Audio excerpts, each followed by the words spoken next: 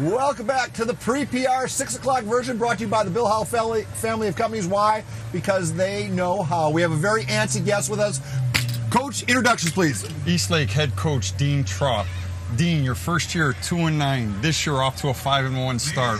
What's the difference? I would say the difference really begins with having the time with the kids in the off season. Another year under our belt. Kids are believing in what we're doing. Coaches are there. We just got a dedicated coaching staff. Our community is behind us wholeheartedly. Everything's rolling good right now. Dean, we have some video. I want to get away from football. We have pictures of a young lady playing field hockey. How proud of your daughter as a prep athlete?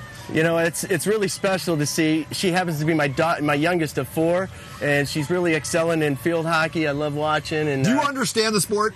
Every whistle that blows, I wonder what happened. But, someday I'm going to figure it out. It might be too late, but I'll figure it out. And quickly, can you talk a little bit about John McFadden and his role as a mentor to you? Well, John, we started way back when in 1998, and John has been such a positive role model for me. He taught me a lot of good things that I'm doing in the program today. He's kind of built this South Bay program of Eastlake, and I'm just happy that he's still on campus, still there to answer any of my questions, and he's 100% supportive of what we're doing. We wish you luck. I know you want to get with your team, take that microphone off, and you're a free man to leave us. Right now we go north where Rick Willis is standing by. That's right. We're at Ramona High School for the Tri-City Medical Center North County game of the week as Ramona takes on Westview. As you can see, they're wrapping up here. It's staff appreciation night. I think Ramona might have more cheerleaders than there are in all of San Diego County. So pretty chaotic here, but I'll tell you what. The one thing, I know I always say it, but Ramona, if you ever go to a game up here, they have the best snack bar. I mean, that's a hot dog. See what I'm saying? Best snack bar in all of San Diego County. You know who would agree? One Allie Wagner. Hey, tell Bob I said hi up there. We are here at Monte Vista High School where they are facing off against Mount Miguel. This is quite the crosstown rivalry. And in fact, Mount Miguel's won 9 of the last 13, even though Monte Vista won last year's game. So who is it that we have for Mount Miguel? It's going to be senior quarterback Mugabe Miller. He has 8 touchdowns on the season, and running back Shamar Green has been excellent on the ground. As far as the Monarchs, it's Jamon McClendon. Their running back, he is who they rely heavily on. Both teams 2 wins this season, so they're trying to get that 3rd win. So we'll have to see what happens. Can't wait to give you highlights tonight on the Prep Pigskin Report at 10:30. We'll see you then. For now, Soda Row, down to you in the South Bay. All right, thanks to you, Allie. We have Olympian hosting Bonita Vista. Let's meet Olympian's leading tackler, Rock Gonzalez. Rock, you are the Olympian leading tackler with over 60 solo tackles. Talk about your other stats. I lead the team with 9 sacks. I have a fumble recovery that was actually returned for a touchdown. It's actually my first touchdown ever in my life. Wow. So it was actually really emotional for me, and especially my dad. I actually saw a reaction video of him. Since he played college football, right? Yeah. Talk about what it takes to wrap somebody up as far as technique, use of your legs and that kind of thing.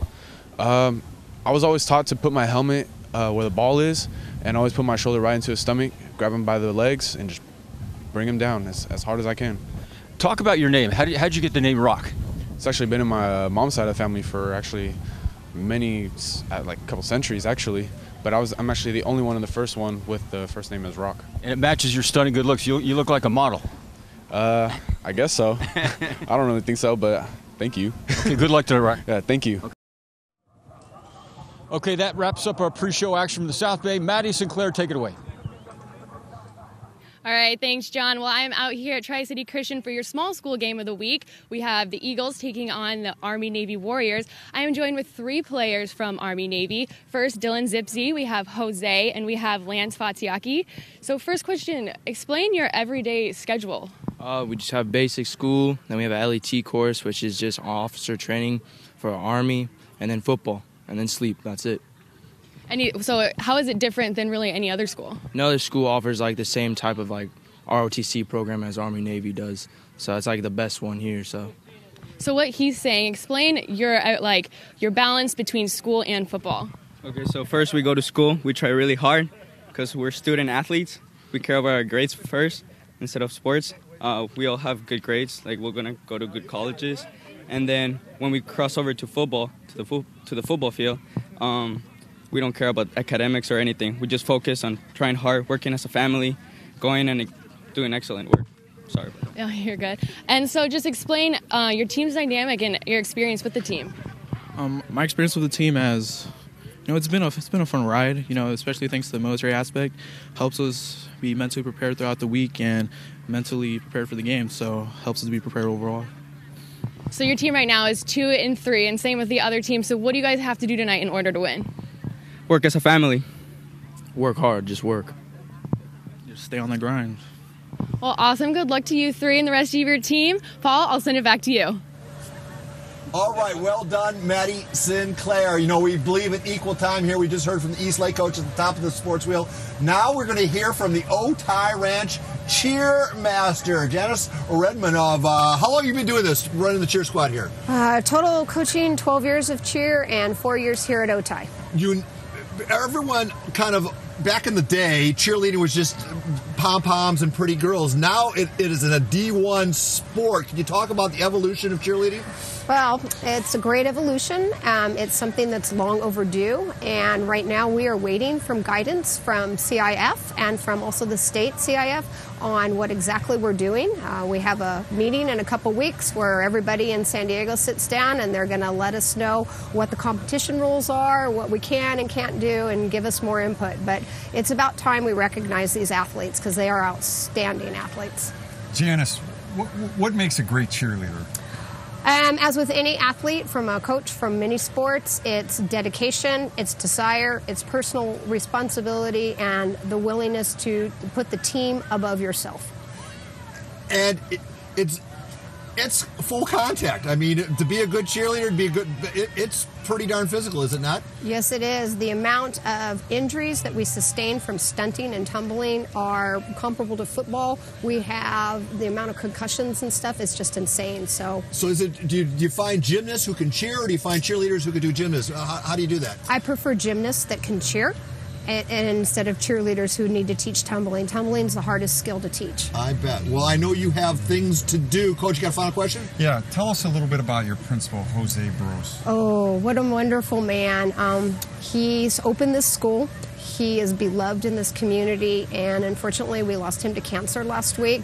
And if you ask any staff member on this campus and anybody that works here, he touched every life, from every student that he ever talked to every teacher and worker that worked at the school. A remarkable man. And his banner's hanging under the scoreboard as a constant reminder, yes, which I think is a nice touch. Well, thank you for taking time out. I know you're supposed to be on the field right now. Yeah, thanks, guys. You bet. Folks, it's just one of the stories that you can find at KUSI.com. We call them Hogcasts, and then we blog about, we're more than a highlight show. We show you all the things that are kind of cool about high school football here in San Diego. Here's one of my favorite from a week ago. Turn up the sound from... Tell us a little bit about tonight's game. Well, tonight we're obviously playing against Santana, but we're also having a little moment of silence and a little speech given for our dear friend Edwin Chavez that passed away yesterday. How does he relate to the football team? He loved the football team. He was a big part of the football team. He was in yearbook as well. He would always stand here, cheer for the boys, take pictures of them. He just yelled for them, win or lose. He was here to support them. He tried cheering them up no matter what.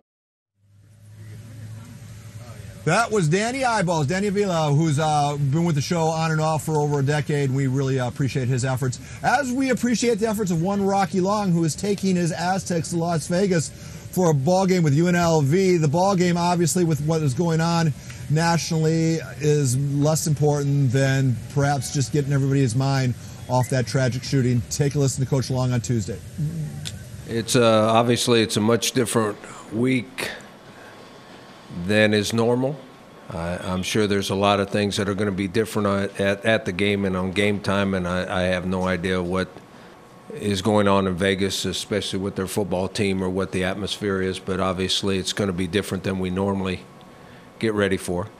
So the game itself is important, but it's not near as important as the other things that are going on. 2 minutes. Well, let's go to baseball. Astros and Red Sox.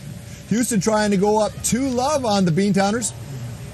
Sends Cuts back at the wall. It's gone. George Springer goes the other way with a solo shot.